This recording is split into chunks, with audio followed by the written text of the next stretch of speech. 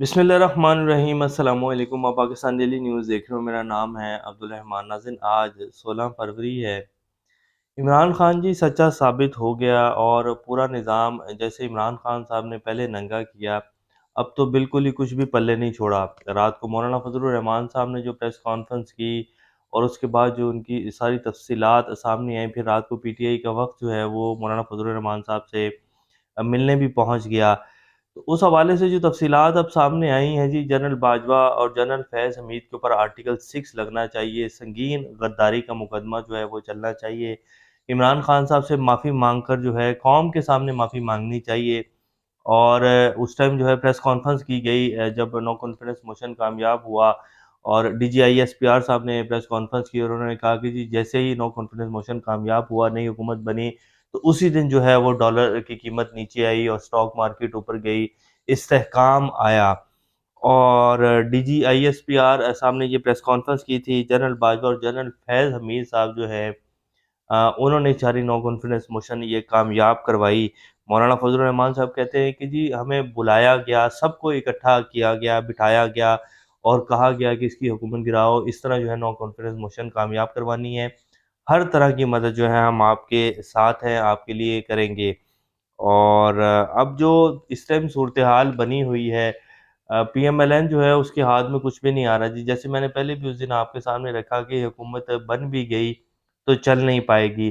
तो शहबाज शरीफ साहब जो शेरवानी पहनी फिर रहे हैं उन्हें नहीं समझ आ रही कि उन्होंने जाकर जो है वो हलफ कहाँ से लेना है और कैसे जो है वो वज़ीर आज़म बनेंगे। और वो शेरवानी तो पहन के जो है घूम रहे हैं, बड़े दिनों से जो है उनकी ख्वाहिश है कि किसी न किसी तरीके से मुझे कोई वज़ीर आज़म हाउस ले जाए बंदा और जो है मैं हलफ लेकर जो है वज़ीर आज़म बन जाऊँ, बाकी सब खैर है। तो हुकूमत नहीं बन पा रही जी। इमरान खान साहब ने भी जो है अपना वज़ीर-ए-आज़म नामज़द कर दिया। इसी तरह उन्होंने पंजाब की जो वज़ीर आला हैं, उनको भी नामज़द कर दिया है। इस वीडियो की अहम डिस्कशन चलती रहेगी। इससे पहले अगर आप लोगों ने चैनल को सब्सक्राइब नहीं किया तो रेड बटन को प्रेस कर लें और बेल आइकॉन को भी प्रेस कर लें ताकि लेटेस्ट अपडेट्स आप लोगों को मिलती रहें और ये जो हमारा ताल्लुक है ऐसे ही जुड़ा रहे। तो अब ये बात तो साबित हो गई कि जी जनरल बाजवा साहब जो थे और जनरल फैज़ हमीद साहब जो थे, उन्होंने नो कॉन्फिडेंस मोशन जो है कामयाब करवाई। अब अगर हम एक लम्हे के लिए ये चीज़ साइड के ऊपर रख दें कि जी रिजीम चेंज ऑपरेशन, जो अमेरिका के इमरान खान साहब कहते हैं कि जी साइफ़र आया और उसके बाद नो कॉन्फिडेंस मोशन जो है वो कामयाब हुई। तो इसका मतलब साइफ़र आया और ये बाकायदा प्रेस कॉन्फ्रेंस करके डीजीआईएसपीआर की तरफ से कहा गया कि जी साज़िश तो कोई नहीं है, लेकिन ये है कि मुदाखलत की गई है पाकिस्तान के अंदरूनी मामलात में। क्योंकि नो कॉन्फिडेंस मोशन जो है वो एक आईनी तरीके से आगे आई है और तमाम जो जमातें थीं वही चाहते थे इमरान खान की हुकूमत को गिराना। तो इसमें पाक फ़ौज और एस्टेब्लिशमेंट का कोई हाथ नहीं है। तो मुदाखलत जो है वो की गई है पाकिस्तान के अंदरूनी मामलात में। अब जनरल बाजवा जो मौलाना फजल रहमान साहब का बयान है, इतने सीनियर पॉलिटिशियन हैं वो और वो कहते हैं कि जी बाकायदा हमें बुलाया गया, सबको इकट्ठा किया गया और वहाँ हमें हदायत दी गई कि जी इस तरह आपने करना है, सिस्टम के अंदर रह के सब कुछ करना है, हम आपके साथ हैं, हर तरह की मदद जो है आपको मिलेगी, इसकी हुकूमत गिराओ। तो मतलब जब साइफ़र आया तो साजिश हुई और उसके बाद फिर जो है पाकिस्तान में नो कॉन्फिडेंस मोशन को कामयाब करवा के तमाम तर मुदाखलत जो है वो की गई। तो दोनों चीज़ें जो है पक्की साबित हो गई हैं, साइफ़र भी साबित हो गया और जो है मुदाखलत भी साबित हो गई। तो अब मेरे ख़्याल जो सुप्रीम कोर्ट है उन्हें खोल लेना चाहिए साइफ़र और उन्हें जो है इमरान खान को बुलाकर सबके सामने माफ़ी माँगनी चाहिए।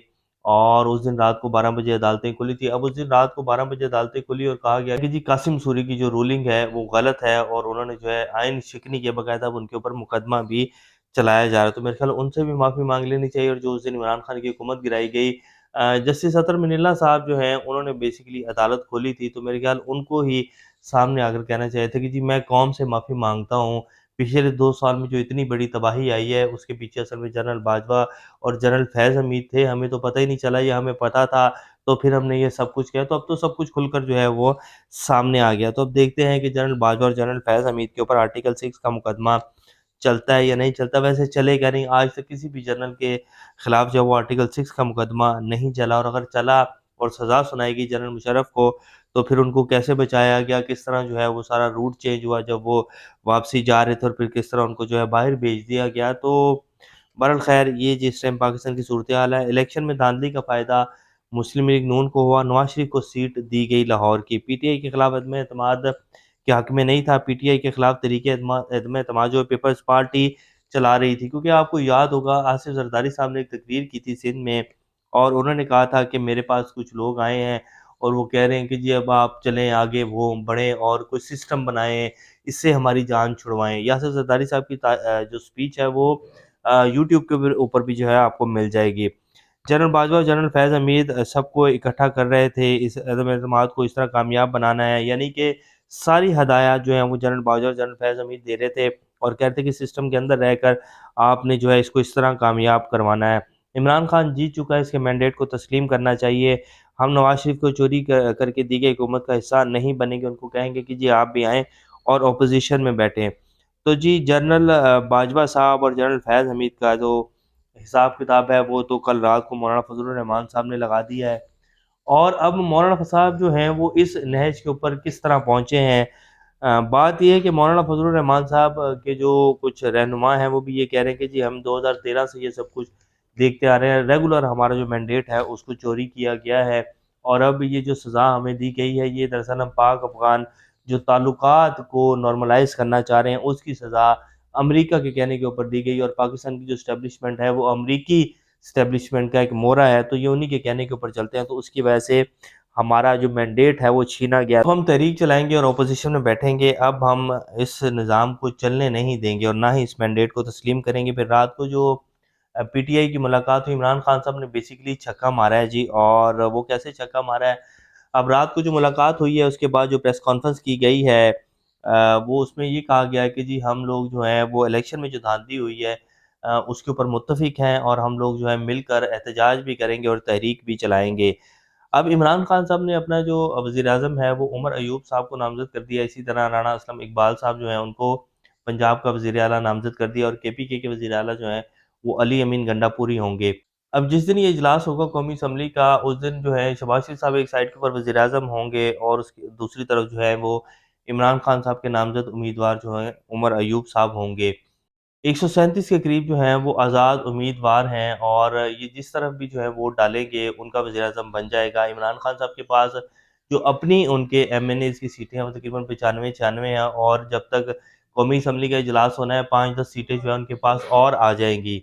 तो जिस दिन ये अब इजलास होगा, अगर आप फ़र्ज़ करें कि तमाम जो आज़ाद उम्मीदवार हैं जो कि किसी भी जमात का हिस्सा नहीं थे, वो सारे के सारे इमरान खान को वोट डाल देते हैं, और मौलाना फजल रहमान साहब भी जो हैं वो इमरान खान को वोट डालते हैं, जिसका भी कोई फ़ैसला नहीं हुआ। मीडिया के ऊपर बयानिया तो चलाया जा रहा है कि जी मौलाना के पास पहुँच गए हैं वोट लेने के लिए, जो अपना वज़ीर-ए-आज़म बनाने के लिए, और ये भी कहा जा रहा है कि जी मौलाना ने इमरान खान के जो उम्मीदवार हैं उनको वोट डालने की हमायत कर दी है, हालाँकि ऐसा कुछ नहीं है। तो अगर उस दिन जो इजलास होगा उस दिन तमाम जो उम्मीदवार हैं आज़ाद वो इमरान खान को वोट डाल देते तो इमरान खान का वज़ीर-ए-आज़म बन जाएगा, और होने भी यही जा रहा है। इस तरह ये अब निज़ाम नहीं चल पाएगा, शहबाज शरीफ साहब का काम नहीं है हुकूमत को चलाना, और जिस तरह की आवाज़ें इस टाइम पाकिस्तान में उठ रही हैं, और जो अब कल रात मौलाना फजल रहमान साहब ने पूरा सिस्टम जो है उसको हिला के रख दिया है, बड़ी धुएँ निकाले हैं जी उनकी इन बातों ने, प्रेस कॉन्फ्रेंस ने, और जो जनरल बाजवा और जनरल फैज़ हमीद साहब का स्ट्रेट फॉरवर्ड उन्होंने नाम लिया है, तो उनके ऊपर तो आर्टिकल 6 लग जाएगा जी। एस्टेब्लिशमेंट का जितना बयानिया जो कुछ कहा गया कि जी हमें पॉलिटिकल है, हमने कभी जो है वो इस तरह का काम नहीं किया, तो वो तो सब कुछ उन्होंने कपड़े उतार के रख दिए हैं। तो देखते हैं जी अब क्या बनता है। अब ये जो रात को मौलाना साहब ने किया है, अब वो जितने भी हमारे सहाफ़ी जो उस टाइम कहते थे कि जी बड़े एक आईनी तरीके से ये सब कुछ हुआ है, नो कॉन्फिडेंस मोशन जो आई है, जमहूरियत की जो है बहाली हुई है, जमहूरियत की बका है, और जमहूरियत के लिए एक कदम उठाया गया है। इमरान खान साहब का मैंडेट जो था वो चोरी करके उनको दिया गया था, और ये है और वो है। आज नो कॉन्फिडेंस मोशन जो कामयाब हुई है, पाकिस्तान की जो है एक पाकिस्तान ने कामयाबी की तरफ एक नया कदम रखा है। तो उन सारे सहाफ़ियों से पूछना चाहिए कि जी अब बताएँ कि नो कॉन्फिडेंस मोशन के पीछे कौन था, और इमरान खान जो कहता था वो हकीकत थी या नहीं थी, और जो साइफ़र के बारे में इमरान खान ने कहा और पूरा निज़ाम जो इमरान खान के एंटी हो गया, और साइफ़र के ऊपर जो उनको सज़ा दी गई है, और जिस तरह अदालतों में मुकदमे चलाए गए हैं, सुप्रीम कोर्ट की आँखें अभी भी बंद हैं। तो काज़ी साहब पता नहीं कब जागेंगे जी। पूरा पाकिस्तान जो है उसका निज़ाम धर्म-भरम हुआ हुआ है। इतना बड़ा इलेक्शन, पूरी दुनिया का मीडिया जो है पाकिस्तान को लानतें भेज रहा है, और हमारे काज़ी साहब जो हैं वो सो रहे हैं। मजाल है कि वो सुओ मोटो ले लें और बुलाएँ कि जी ये क्या किया है, आरओज़ ने, इलेक्शन कमिश्नर साहब आके बताएँ। तो उनको नहीं समझ आ रही। हाँ, उस दिन जिस दिन इलेक्शन मुलतवी होने थे और इलेक्शन कमीशन चुप करके बैठा था, उस दिन रात को 12 बजे जो है उनको बुला लिया था कि जी आप आए ना, बताएँ क्यों इलेक्शन मुलतवी हो रहे हैं। तो ये जी हमारी सूरत-ए-हाल है। अल्लाह खैर ही करे जी। अब जी लास्ट में खबर के ब्रिगेडियर साहब हैं, घुमन साहब, जो कि सियालकोट के हैं, एमएनए इमरान खान साहब की जमात के नामज़द उम्मीदवार थे उनके, उनको किडनैप कर लिया गया है। उनको प्रेशर डाला जा रहा था कि जी आप जो हैं वो पीएमएलएन में शमूलियत का ऐलान करें। उन्होंने अपनी एक वीडियो बयान भी रिकॉर्ड करवाया है। वो अभी तक सामने तो नहीं आया, लेकिन ये खबरें आ रही हैं कि जी उनको अगवा कर लिया गया है और उनको पीएमएलएन की हमायत का कहा जा रहा है। तो ये जिस टाइम की सूरत-ए-हाल है, अब फिर कहा जाता है कि जी हम एपॉलिटिकल हैं और हम ये हैं और हम वो हैं। तो सीधे होकर सामने आ जाए, जैसे मैंने कल भी कहा कि अब जो है अवाम और सामने आमने-सामने की जंग चल रही है, और इंशाल्लाह जीतेगी अवाम और पाकिस्तान जीतेगा। तो ये भी कि कुछ ज़्यादा सूरत-ए-हाल है। अपना और सर का ख्याल रखिएगा। अल्लाह हाफ़िज़।